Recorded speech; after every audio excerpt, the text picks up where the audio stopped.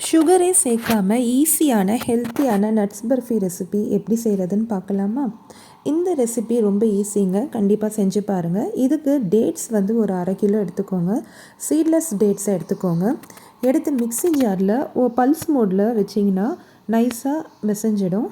இதை நல்லா மெசைச்சிட்டு ஒரு சைடாக வச்சுக்கோங்க.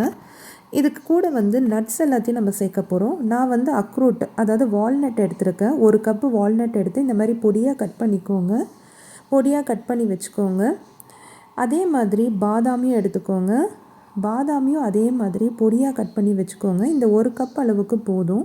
கிட்டத்தட்ட ஒரு 100 கிராம் இருக்குங்க. நட்ஸ் எல்லாமே 100 கிராம் 100 கிராம் நான் எடுத்திருக்கேன். பொடியாக கட் பண்ணி வச்சுக்கிட்ட பிற்பாடு ஒரு கடாயில் ஒரு 2 ஸ்பூன் நெய் சேர்த்துக்கோங்க. நெய் சேர்த்த பிற்பாடு கட் பண்ணி வச்சுருக்கிற வால்நட்டை சேர்த்துக்கோங்க.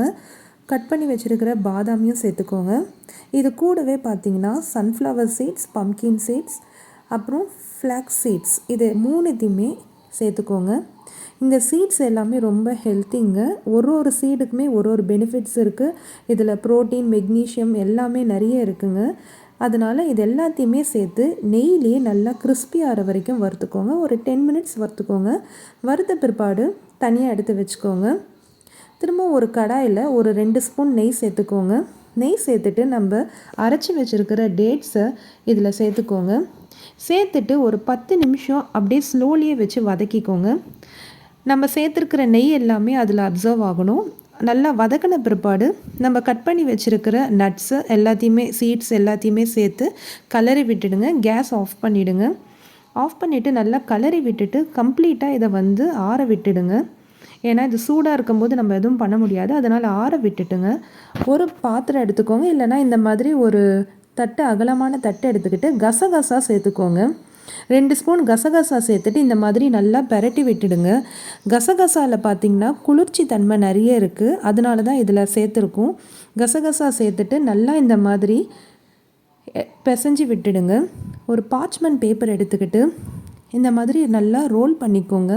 சிலிண்டர் ஷேப்பில் நல்லா ரோல் பண்ணிவிட்டு 2 சைடும் க்ளோஸ் பண்ணி ஃப்ரிட்ஜில் ஒரு 2 மணி நேரம் வச்சு எடுத்துடுங்க. ஃப்ரிட்ஜில் வச்சு எடுக்கும்போது இது எல்லாமே ஒன்று சேர்ந்துருக்கும். அதனால தான் ஃப்ரிட்ஜில் வைக்கிறோம். ஃப்ரிட்ஜில் வச்சு எடுத்துகிட்ட பிற்பாடு இந்த மாதிரி கட் பண்ணி எடுத்திங்கன்னா சூப்பரான ஹெல்த்தியான நட்ஸ் பர்ஃபி ரெடி. இந்த பர்ஃபி பார்த்திங்கன்னா ரொம்பவே செய்கிறதும் ஈஸி. ஒரு மாதத்தில் ஒரு 2-3 வாட்டி இந்த மாதிரி செஞ்சு வச்சுக்கிட்டிங்கன்னா சாப்பிடாத பசங்க கூட இந்த டேஸ்ட்டுக்கு கண்டிப்பாக விரும்பி சாப்பிடுவாங்க. பெரியவங்களும் சாப்பிட்லாம், ப்ரெக்னென்ட் லேடிஸ் எல்லாருமே சாப்பிட்லாம்.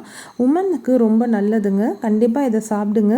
ஏன்னா இதில் டேட்ஸ் இருக்குது, நட்ஸ் இருக்குது, சீட்ஸ் எல்லாமே சேர்த்ததால் இந்த ரெசிபியை கண்டிப்பாக ட்ரை பண்ணி பாருங்கள். சேனலை மறக்காமல் சப்ஸ்கிரைப் பண்ணுங்கள். வீடியோக்கு ஒரு லைக் போட்டுருங்க. தேங்க்யூ.